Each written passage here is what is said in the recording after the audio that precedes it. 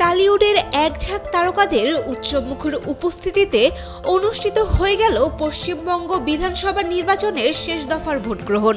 পশ্চিমবঙ্গ জুড়ে ভোটের দিন যেন পরিণত হয়েছিল তারকাদের মিলন মেলায়। বৃষ্টি ভেজা সকাল থেকেই শুরু হয়েছিল তারকাদের উচ্ছ্বাস। তারকা জুটি যশ দাশগুপ্ত ও নুসরাত জাহান একই রঙের পোশাকে ভোট দিতে এসে নজর কাড়েন সবার। এদিকে অঙ্কুশ হাজরা বাবা মাকে নিয়ে ভোট দেন। ঐন্দ্রিলা সেন ভোট কেন্দ্রে যান মায়ের সঙ্গে।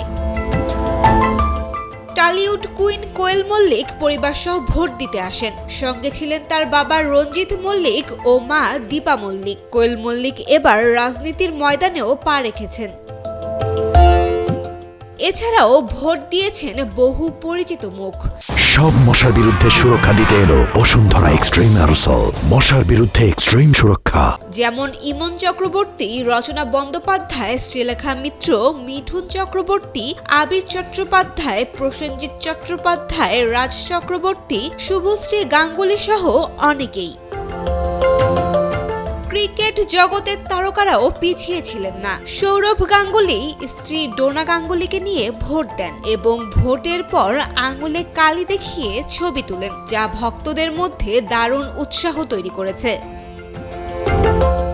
সব মিলিয়ে তারকাদের উপস্থিতি ও সাধারণ মানুষের অংশগ্রহণে ভোটের দিনটি ছিল প্রাণবন্ত, যেখানে গণতান্ত্রিক অধিকার প্রয়োগের পাশাপাশি এক ধরনের সামাজিক ও সাংস্কৃতিক আবহাওয়াও তৈরি হয়েছিল।